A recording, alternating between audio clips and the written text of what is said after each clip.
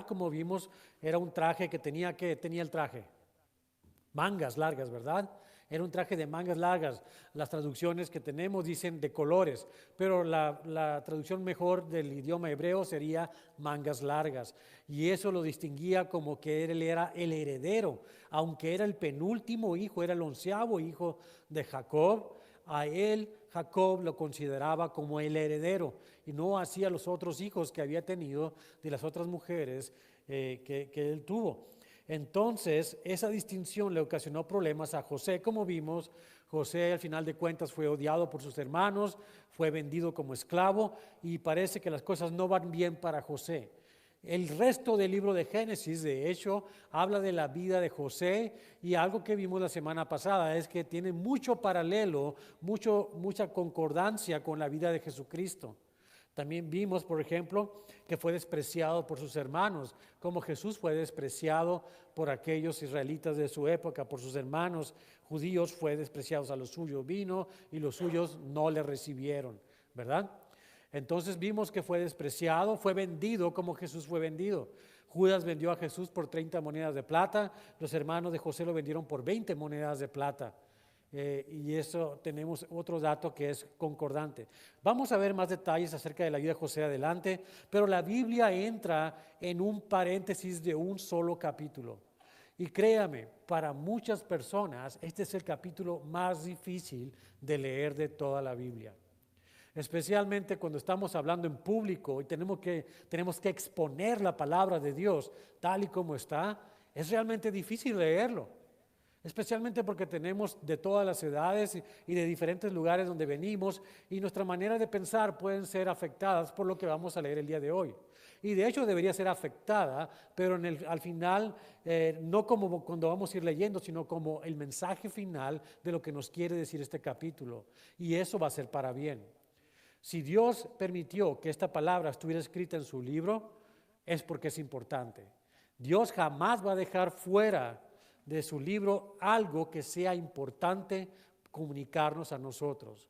Por otro lado, entendemos que la Biblia no es un libro épico en el que se relatan historias en que los héroes siempre son los buenos y que nunca han hecho nada malo y que tienen una vida bastante decorosa. No, la Biblia no habla así.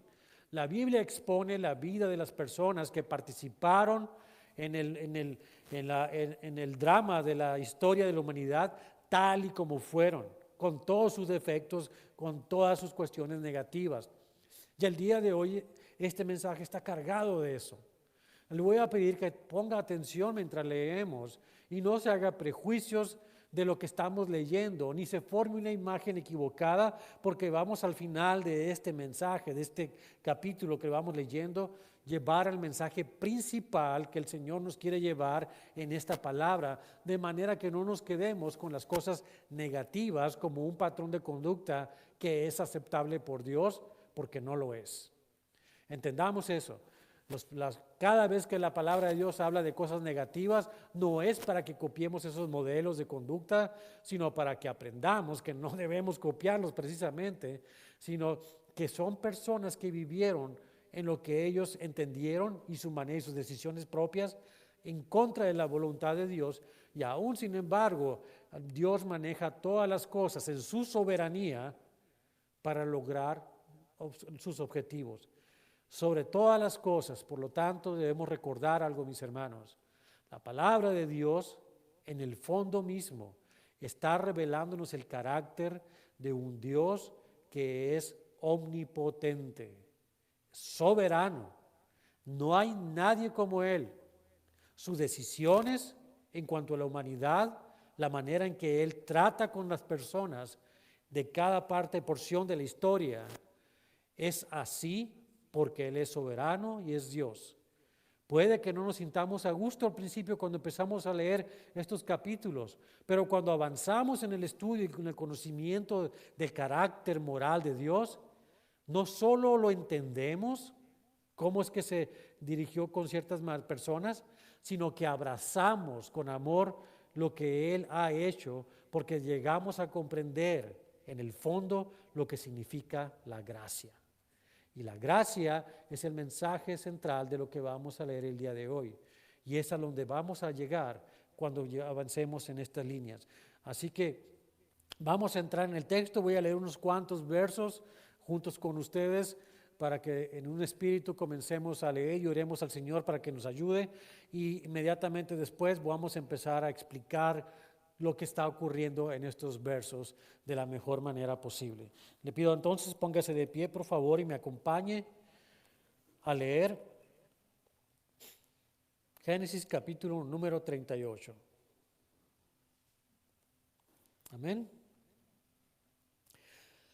Aconteció en aquel tiempo que Judá se apartó de sus hermanos y se fue a un varón adulamita que se llamaba Hira. Y vio allí Judá la hija de un hombre cananeo, el cual se llamaba Súa, y la tomó y se llegó a ella. Y ella concibió y dio a luz un hijo y llamó su nombre Concibió otra vez y dio a luz un hijo y llamó su nombre Onán. Y volvió a concebir y dio a luz un hijo y llamó su nombre Sela. Y estaba en Kesib cuando lo dio a luz. Y el que tenga oídos para oír, que escuche lo que el Espíritu habla en esta noche a su iglesia. Padre, te damos gracias, Señor, porque en los versos que siguen, Señor, y esta historia que comienza con el pie izquierdo, podríamos decir, hay cosas que necesitamos aprender, hay cosas que nos quieres hablar. Tú eres un Padre que nos ama, como tal nos hablas con la verdad siempre. Y esperas que seamos niños ya no de la primera edad, sino más bien de una madurez tal que podamos escuchar la palabra que tú has permitido ser escrita por tu propia inspiración para que llegue a nuestros días y nos dé enseñanza. Y necesitamos, por lo tanto, de tu Espíritu Santo para que nos revele en esta palabra las verdades que tú quieres que aprendamos. Apelamos entonces a ti, Señor, y que abras tú nuestros oídos, nuestra mente, nuestro corazón, y que podamos discernir esta palabra en el conocimiento del mensaje principal que tú quieres que tomemos para nuestras vidas. Revélate en esta palabra, Señor, aunque parezca para nosotros a simple vista palabra dura de leer y de comprender. Gracias te damos, Señor, porque eres tan bueno. Siempre te fijas en nosotros, siempre nos das palabra, siempre nos enseñas, porque nos amas y deseas que crezcamos a la madurez espiritual que tú tienes preparado para cada uno de nosotros. Gracias te damos por lo que haces esta noche y por tu gracia y misericordia y amor sobre cada uno de nosotros, y que lo que aprendamos, Señor, y usemos en nuestras vidas sea todo para darte a ti la gloria y la honra en el nombre de Jesucristo. Amén. Puede sentarse. Bien, vamos a explicar un poco lo que pasó al principio de aquí. Teníamos a José, fue vendido, regresan entonces los hermanos de José con la túnica de José toda llena de sangre, y hacen caer en el juego a su padre Israel y le dicen: aquí está la túnica, ¿la reconoces? Por supuesto que la reconocía, y dijo: mi hijo ha sido desgarrado por las bestias. Me iré a la tumba en sufrimiento, terror, desolación, daño ocasionado a este hombre por sus propios hijos que no estaban caminando bien. Recordemos una cosa: antes de que Israel fuera Israel, cuando era Jacob todavía, en aquel lado de la tierra de Param, donde estaba con su tío Labán, en aquella tierra, lo único que pasó haciendo este hombre, Jacob, durante los 20 años que estuvo ahí, 22 años que estuvo ahí, fue aprender más y más cosas malas. Practicó la trampa hasta donde pudo, compitiendo obviamente con su tío Labán, que era igual que él, ¿verdad? Y en esa manera, Jacob entonces tuvo su mente, su tiempo organizado solamente para sacar ventaja por encima de su tío, de manera que nunca fue un buen padre. Jamás cuidó de sus hijos, jamás los enseñó. Sus hijos nacieron en esa tierra y no los educó y no los formó, sino que ellos eran parte de su negocio, de hacer crecer a su ganado para tener más que su propio tío. Y en esa manera de criar a los hijos, a la deriva, como ellos crezcan por su propia cuenta, los hijos observaron también lo que hacen los padres, ¿verdad? Y eso es lo que hacen los hijos. Si tú piensas que tu hijo no está aprendiendo nada porque tú te deshaces de él y no quieres saber de él nada y te pones a ver tu televisión todas las tardes o ver el periódico, lo que sea, o te vas con los amigos y no estás trabajando en la educación de tus hijos, alguien está educando a tus hijos. Y aunque indirectamente seas tú, ellos van a aprender muchas cosas negativas de ti. Ellos saben por qué vienes a la iglesia el domingo, ¿sabes? Ellos saben que tú vienes aquí porque tienes un genuino interés en la palabra de Dios, en conocer al Dios Todopoderoso porque lo temes, o porque eres una persona de doble cara religiosa, que vienes aquí para mostrarte que eres una persona que tienes moral, pero que en cuanto sales de aquí, vuelves a las cosas del mundo otra vez, y el hijo no es engañado. Y esos hijos que viven en esa dicotomía todo el tiempo de religión y mundo, terminan por odiar la religión porque se llama hipocresía para ellos. A los hijos nadie los engaña. Los hijos de Jacob no fueron engañados, aprendieron el negocio de las trampas, de hacer el mal.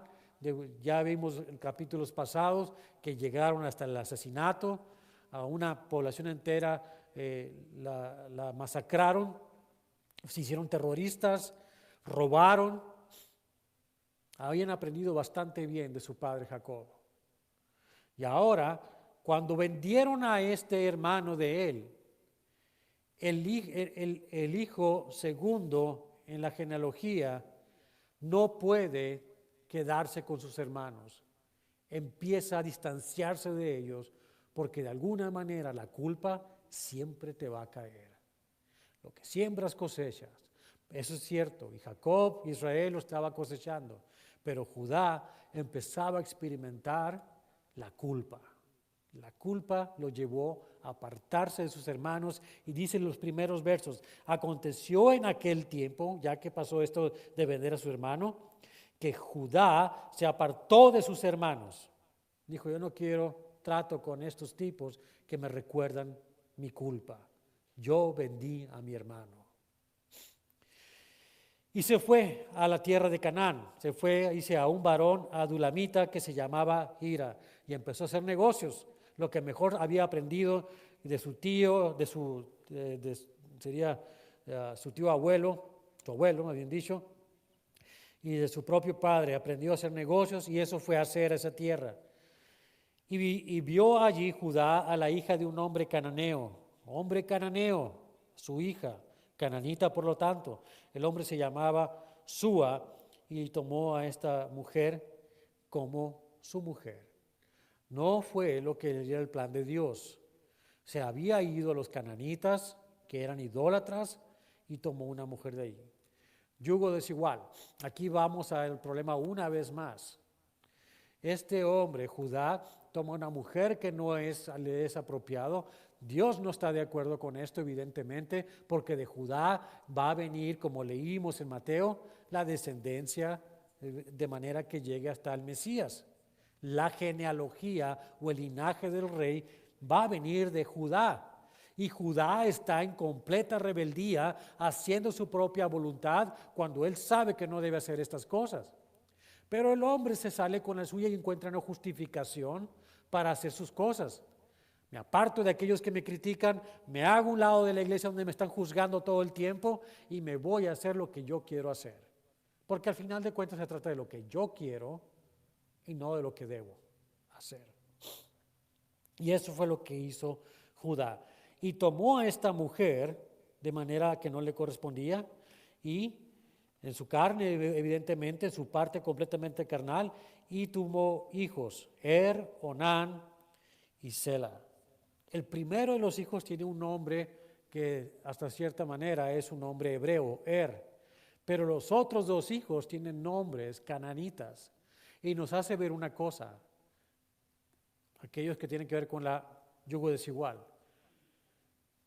Te casas con una mujer que no es cristiana y piensas que un día ella va a ser cristiana. Lo más seguro es que tú te conviertas a cualquier religión que esa mujer tenga antes de que ella se convierta al cristianismo y te va a arrastrar. y te va a llevar a eso. Por eso debemos tener cuidado con nuestros hijos que aprendan a escoger correctamente. Eso puede pasar y eso fue lo que pasó con este hombre. Judá empezó a ceder en su religiosidad, entrar a la religiosidad de esta mujer, de los cananitas, y hay cosas terribles que pasaban en esa tierra. Y lo vamos a ver. Dice el verso 6, después Judá tomó mujer para su primogénito ¿Cuántos años estuvo José separado de sus hermanos en Egipto? Más de 20 años. Y durante esos 20 años, mientras él estaba ya en Egipto, este capítulo está llenando el espacio de lo que ocurrió ahí en Canaán, donde estaban Israel y sus hijos. Ese es el espacio que está lleno en este solo capítulo. Y notamos que pasan algunos años. Tuvo un hijo, llegó tal vez a los 15, 20 años, no sabemos a qué edad. Y lo que hizo fue, Judá le consiguió una mujer. ¿Pudo haberle conseguido una mujer de sus parientes? No, fue y consiguió una mujer de ahí mismo. Ella se llamaba Tamar. Y era el primogénito de Judá, fue malo ante los ojos de Jehová y le quitó Jehová la vida. Aquí por eso les decía que a veces no entendemos, o cuando leemos a primera instancia, no entendemos lo que Dios está haciendo. ¿Cómo Dios le va a quitar la vida a un hombre? Así nomás.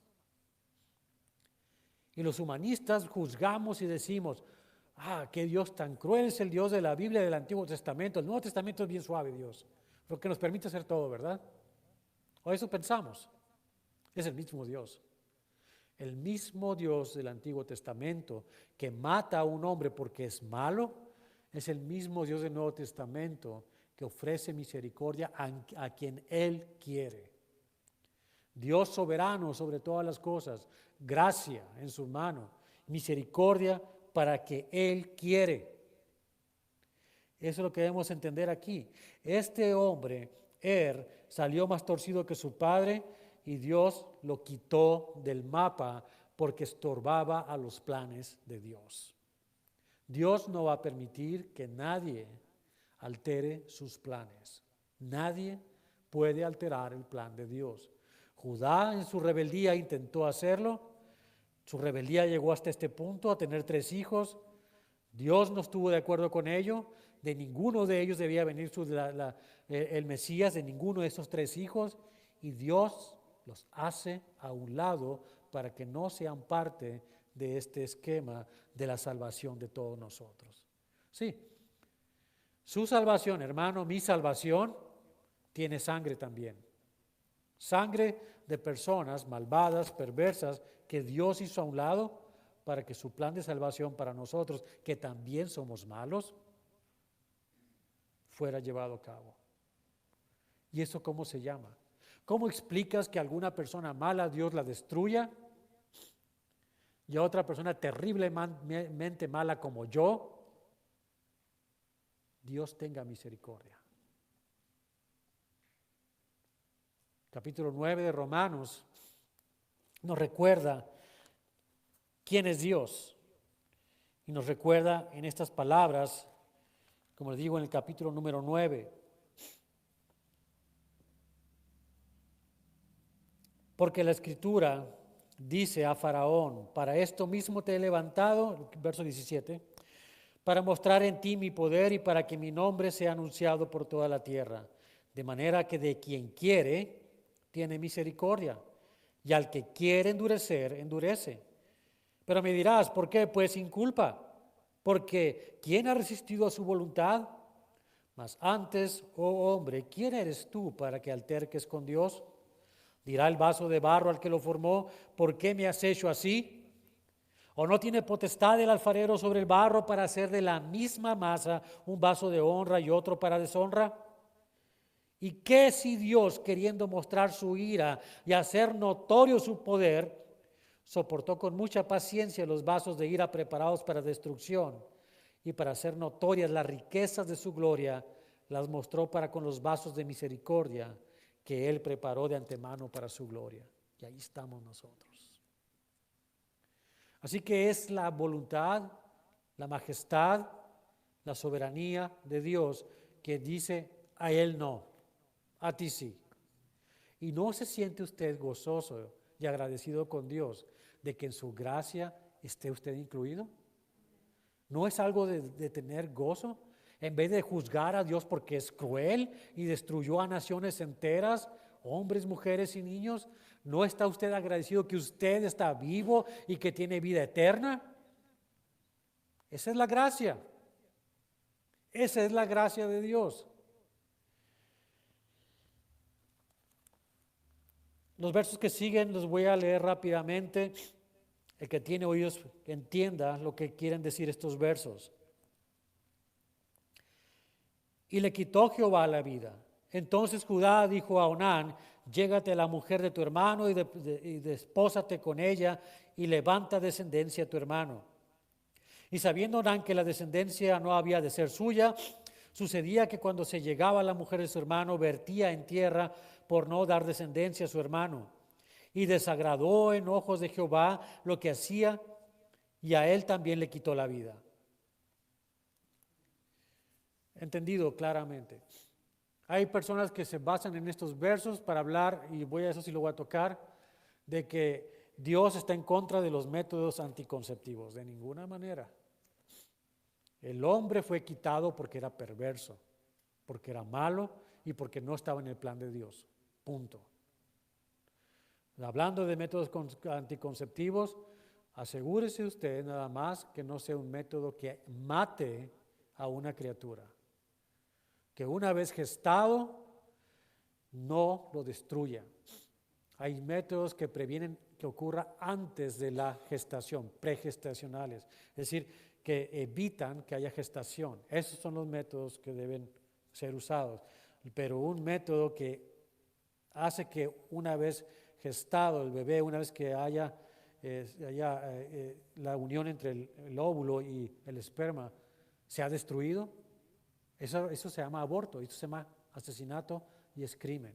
Y tenga cuidado, pregunte a su médico, asegúrese, porque Dios no está en contra de ningún método anticonceptivo, está en contra del asesinato.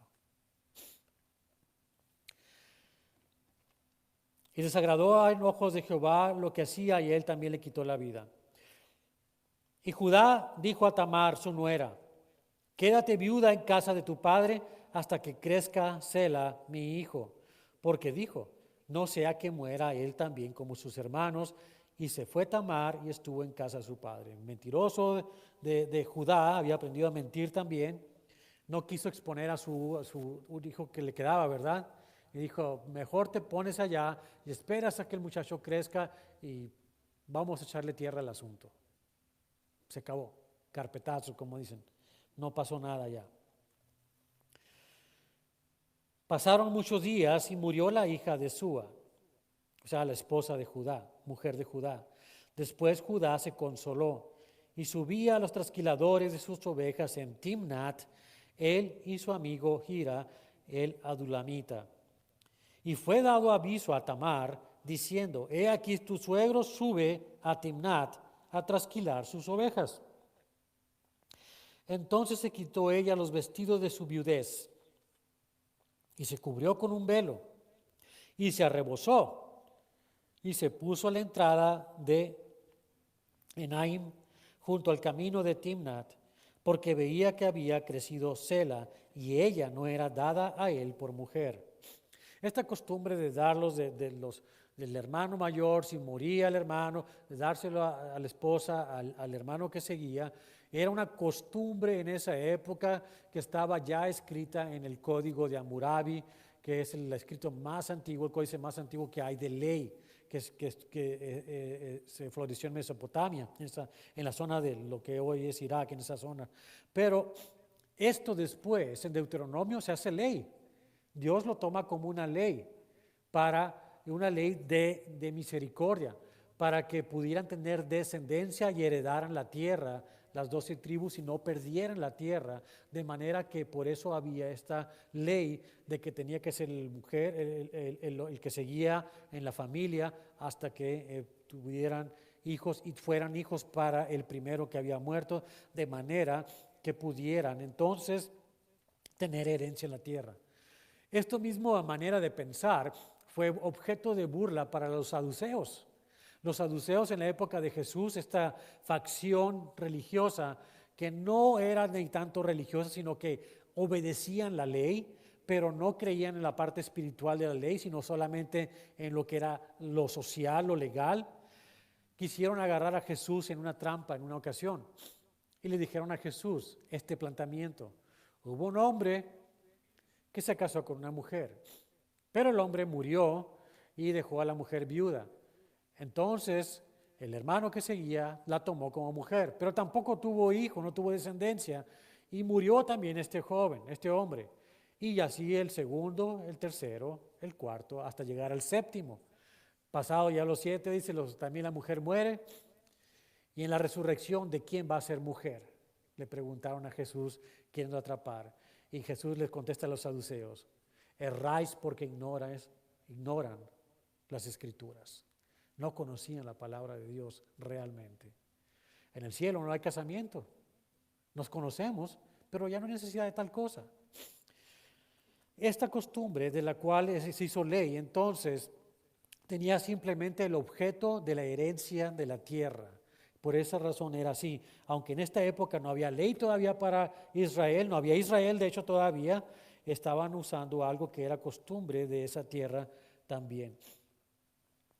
Entonces tenemos esta historia que voy a leer en este momento. Verso 15. Y la vio Judá y la tuvo por ramera, porque ella había cubierto su rostro. Y se apartó del camino hacia ella y le dijo, déjame ahora llegarme a ti, pues no sabía que era su nuera.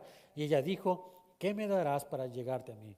Esto parece como nos choca en la mente y dice, ¿cómo es esto posible? En esa época había templos en ese lugar, en la tierra de Canaán, donde se adoraban diferentes dioses. Había dioses terriblemente que tenían que ver con la fertilidad, como Astarot y otros dioses.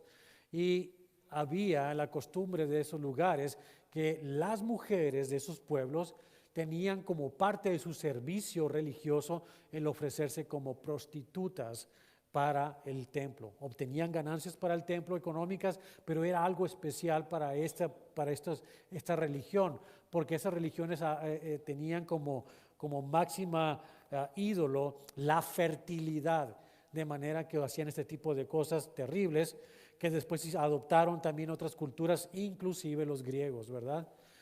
Cosas terribles, pero esa es la historia de los pueblos paganos, es cosa que ocurría. Así que no era algo extraño que hubiera una mujer a la orilla del camino y que estuviera haciendo este tipo de cosas ahí. Y Judá entonces, en su carne, tomó una decisión equivocada una vez más. ¿O no sería equivocada? Vamos a ver. Y la vio Judá y la tuvo por ramera, porque ella había cubierto su rostro, y se apartó del camino hacia ella y le dijo, déjame ahora llegarme a ti, pues no sabía que era su nuera. ¿Qué me darás por llegarte a mí? Él respondió, yo te enviaré del ganado un cabrito de las cabras. Y ella dijo, dame una prenda hasta que lo envíes. Entonces Judá dijo, ¿qué prenda te daré? Ella respondió, tu sello, tu cordón y tu báculo que tienes en tu mano. Y él se los dio y se llevó a ella, y ella concibió de él. Luego se levantó y se fue y se quitó el velo sobre sí y se vistió las ropas de su viudez. Y Judá envió el cabrito de las cabras por medio de su amigo el adulamita para que éste recibiese la prenda de la mujer, pero no la halló. Y preguntó a los hombres de aquel lugar diciendo, ¿dónde está la ramera de Enaim junto al camino? Y ellos le dijeron, no ha estado aquí ramera alguna. Entonces él se volvió a Judá y dijo, no la he hallado, y también los hombres del lugar dijeron, aquí no ha estado ramera. Y Judá dijo, tómeselo para sí, para que no seamos menospreciados. He aquí yo he enviado este cabrito y tú no la hallaste. Él pensó, bueno, ya me libré del problema, total se quedó con mis cosas, tendré otro báculo y otro sello, lo que ocupe, ¿verdad? Sucedió que al cabo de unos 3 meses, sin embargo, fue dado aviso a Judá diciendo, Tamar, tu nuera, ha fornicado y ciertamente está encinta a causa de las fornicaciones. Y Judá dijo, sacadla y sea quemada. qué rápidos somos para juzgar a la gente cuando caen en un pecado, ¿no es cierto? Sáquenla y quémenla. Natán se acercó al rey David y le contó la historia. Hubo un hombre rico que tenía mucho ganado, muchas ovejas, y hacía fiestas en su casa. Y había también un hombre pobre que tenía solamente un corderito y comía con él a la mesa este corderito y lo miraba como si fuera parte de su familia. Pero hubo una vez una visita en la casa del hombre rico y tomó por la fuerza el corderito de este hombre, lo sacrificó y se lo dio de cena. ¿Qué se hará a tal hombre? David se levanta enfurecido y levantando sus manos, su posición de rey, el tal muera. Rápido para juzgar. El pecado de los demás se hace grande delante de nosotros. Y solo toma a una persona de valor como Natán poner su dedo en la frente de David y decirle, tú eres ese. Y David había cometido adulterio, asesinato, perjurio, para cubrir su pecado que él había cometido al hacer tal cosa. Y muchos de nosotros caemos en esto mismo, viendo el pecado de los demás, nos fijamos en qué están haciendo los demás. Somos policías de todos los hermanos. Vamos a ver en qué se equivocan hoy los hermanos. Es más, me voy a fijar en qué se equivoca mi esposa o mi esposo este día para acusarlo delante de Dios, para acusarla delante de Dios. Y Jesús nos da a entender una cosa. ¿Quieres acusar a tu hermano porque ves que tiene algo en el ojo? Primero quítate esa viga que estás de este lado y que llega hasta el otro lado de la pared y que está en tu ojo. Eso es lo que nos quiere dar a entender el Señor. ¿Por qué juzgamos a los demás si no hemos visto lo que nosotros hemos hecho primero? Este es el caso, Judá. Sáquenla, quémenla. Inmediatamente después vemos lo que sucedió.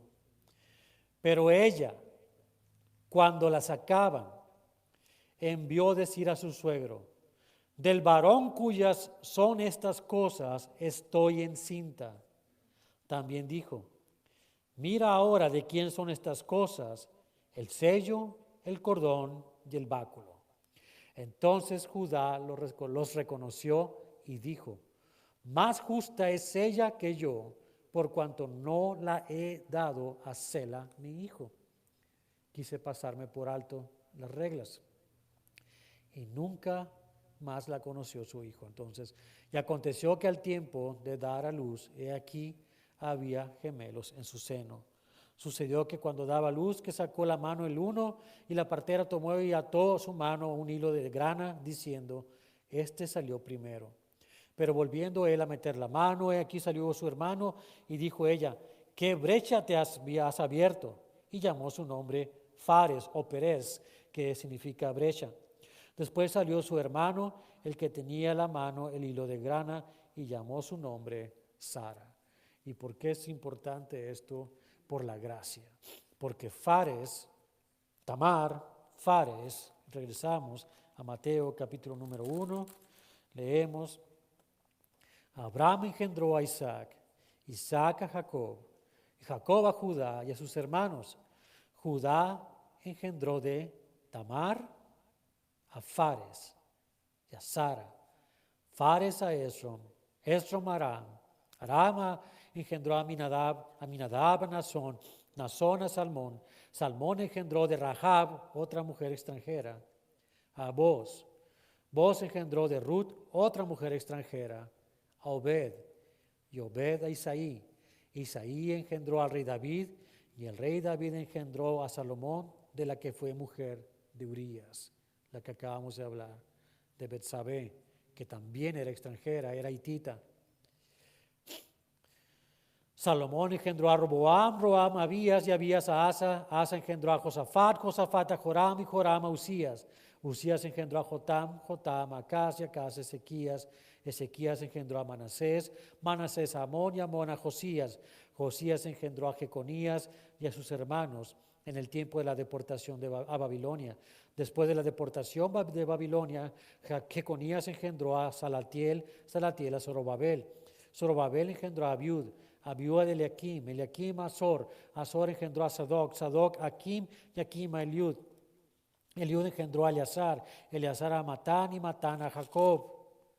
Y Jacob engendró a José, marido de María, de la cual nació Jesús, llamado el Cristo.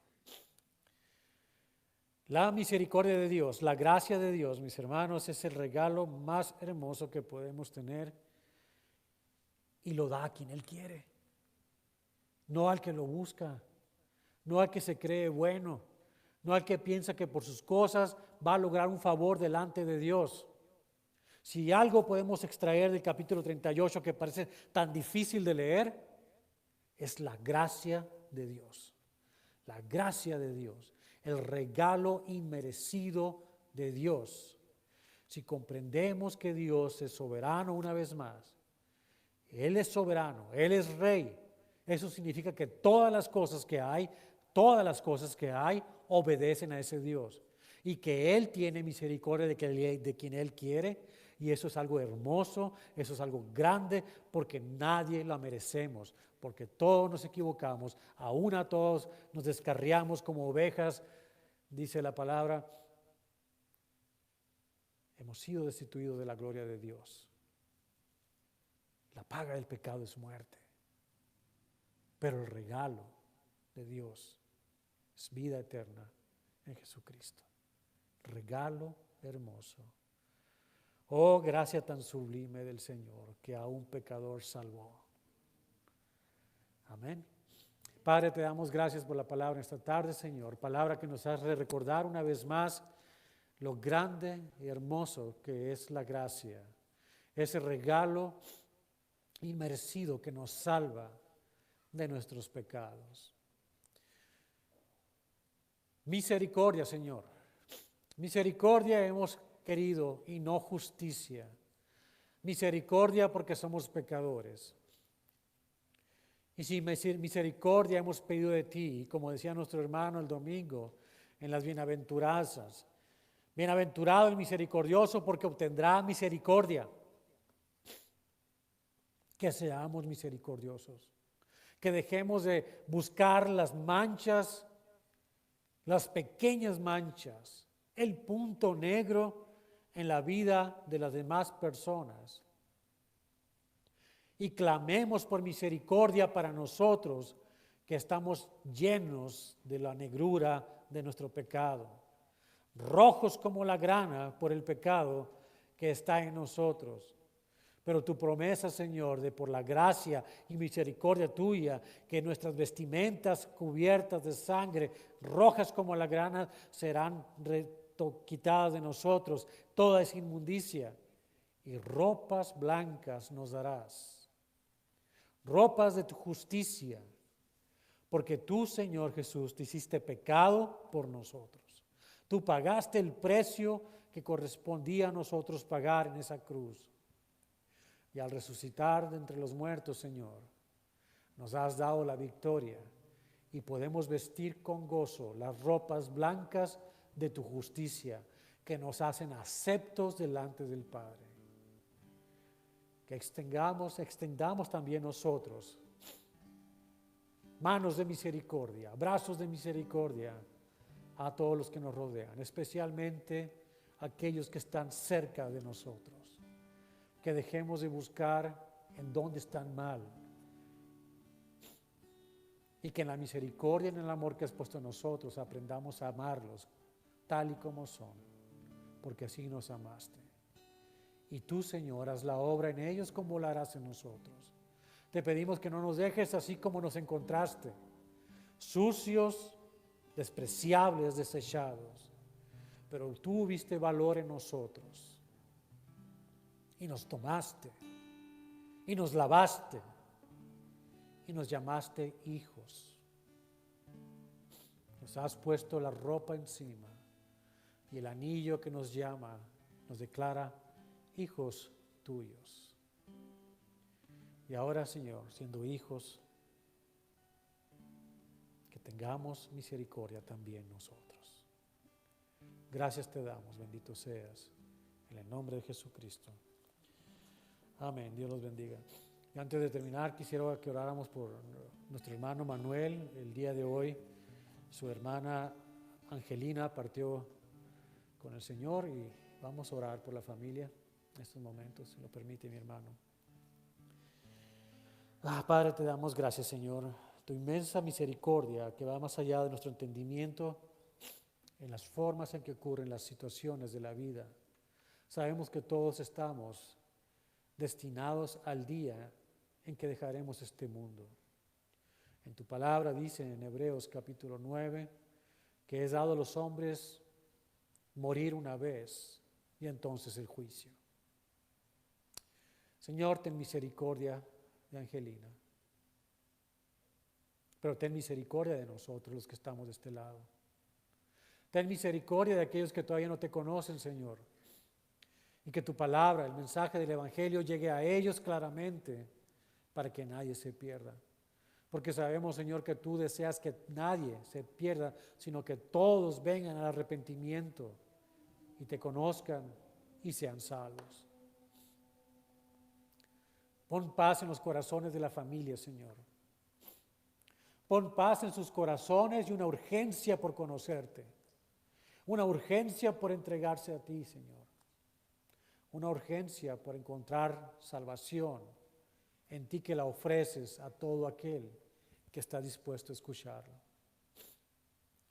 Padre, tú tienes la manera de hacer las cosas, pero yo te pido, Señor, que unjas a nuestro hermano Manuel con una doble porción de tu Espíritu, de manera que él vaya y sella sus labios, Señor, para que de su boca salga la palabra propia, correcta, oportuna, el mensaje del Evangelio para salvación. Y que aquellos que todavía no te han conocido en su familia, Señor, doblen rodilla delante de ti de este lado del cielo, para que no tengan que hacerlo avergonzados del otro lado, para que encuentren redención y salud en los días venideros. Ten misericordia de ellos, Señor, ten misericordia de nosotros. Y gracias, Señor, por lo que vas a hacer. Grande y poderoso eres tú, bendito seas. Gracias te damos en el nombre de Jesucristo. Amén. Dios los bendiga.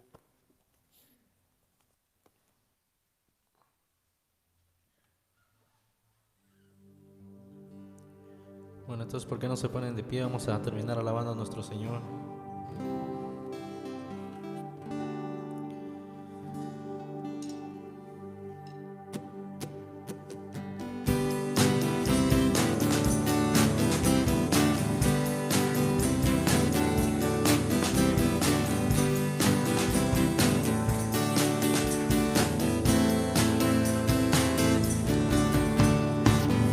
Alabar, oh Señor, tu nombre, darte gloria, honra y honor.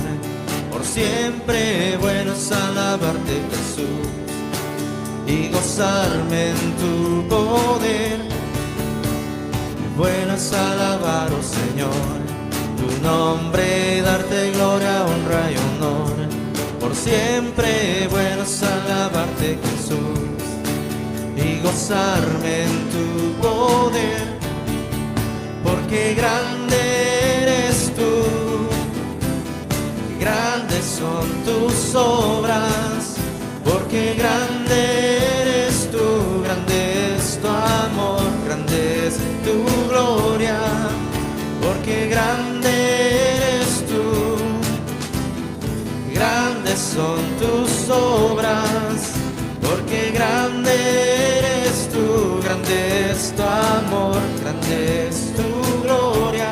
Y decimos, bueno es alabar, oh Señor, tu nombre, darte gloria, honra y honor. Por siempre bueno es alabarte, Jesús, y gozarme en tu poder. bueno es alabar, oh Señor, tu nombre, darte gloria, honra y honor. Por siempre bueno es alabarte, Jesús, y gozarme en tu poder, porque grande eres tú, grandes son tus obras, porque grande eres tú, grande es tu amor, grande es tu gloria, porque grande eres tú,